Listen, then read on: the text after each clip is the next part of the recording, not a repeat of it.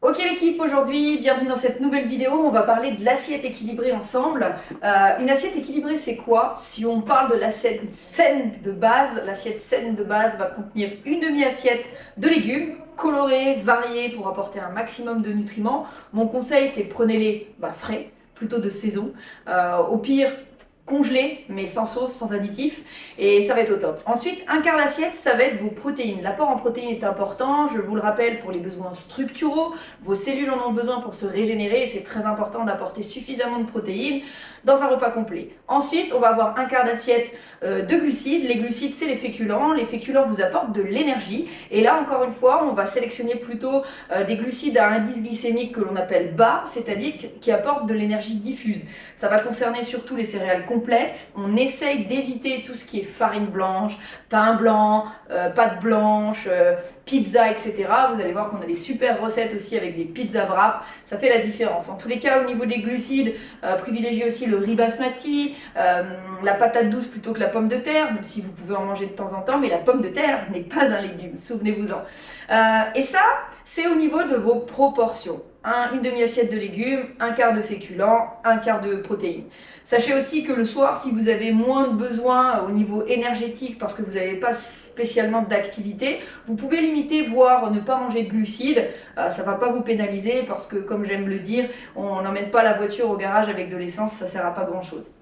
Donc du coup voilà, au niveau aussi peut-être si vous êtes sur un objectif de prise de poids, de prise de masse musculaire et que vous avez une activité intense, vous allez peut-être pouvoir ajuster un petit peu ces proportions en un tiers d'assiette de légumes, un tiers de féculents, un tiers de protéines, parce que l'apport en glucides et protéines va favoriser justement la construction de masse musculaire et la prise de volume. Voilà. Ensuite, on va parler des portions maintenant. On ne mange pas de la même manière si on est une femme d'1,65 m avec 50 kg qu'un homme 1,82 m, 85 kg.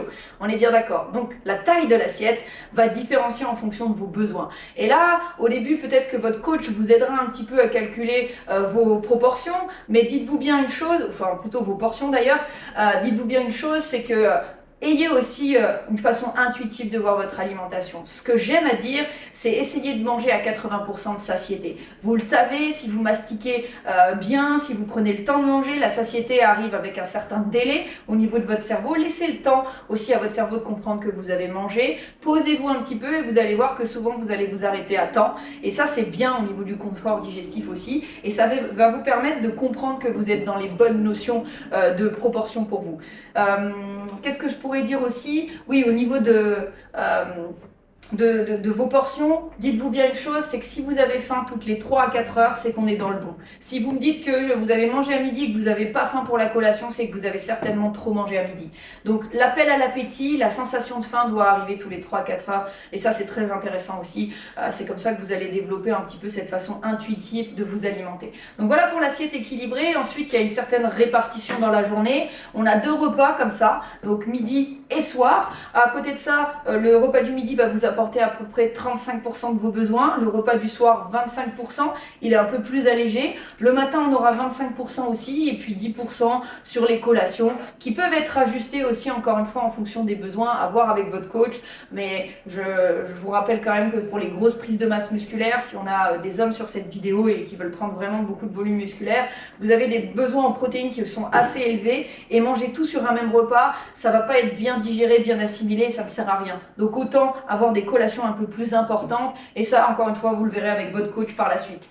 Donc au niveau des listes d'aliments qui sont intéressants, au niveau des légumes comme je vous ai dit variés, colorés un maximum, la salade, les concombres, les tomates c'est pratiquement que de l'eau aujourd'hui. Salade nutritionnelle, on va penser plutôt au cresson, à la mâche, éventuellement à la roquette, mais la batavia etc, il n'y a que de la flotte. Les tomates, à part si c'est du jardin, elles apportent pas grand chose non plus. Donc essayez d'avoir de vrais légumes, j'ai envie de dire. Ensuite, au niveau des protéines, on favorise les viandes blanches, les poissons, les crustacés, les œufs. Pourquoi pas aussi les protéines végétales. Faites la part belle aux protéines végétales, elles sont top. Notamment le soja, tempeh, tofu, c'est génial. Viande rouge, on limite un petit peu, très acidifiant, plutôt 5% de matière grasse. La bavette est une viande rouge sympa aussi, pas très grasse. Voilà, au niveau des glucides, comme je vous l'ai dit, je vous le rappelle, riz basmati, pâte complète, quinoa, génial, les légumineuses. L'association céréales-légumineuses, les mélanges de céréales, ça c'est au top parce que vous reformez des protéines complètes. On vous le donnera dans certains conseils nutrition par la suite. Mais vous pouvez mélanger du riz et des lentilles, c'est génial, comme les Indiens. Du riz et des haricots rouges comme les Mexicains, c'est génial. Du riz et des petits pois comme les Asiatiques, c'est génial. Du couscous avec par exemple des pois chiches, c'est génial. Toutes ces associations céréales légumineuses sont très intéressantes, mais ne faites pas un quart de céréales, un quart de légumineuses. C'est un quart d'assiette de céréales légumineuses en mélange. Ça, c'est votre portion de féculents. Ensuite, vos protéines et vos vitamines et minéraux, vos fibres avec vos légumes. Les fruits en dehors des repas, plutôt sur les collations, c'est génial. Limité à 2-3 grands max par jour. Et puis, on est au top.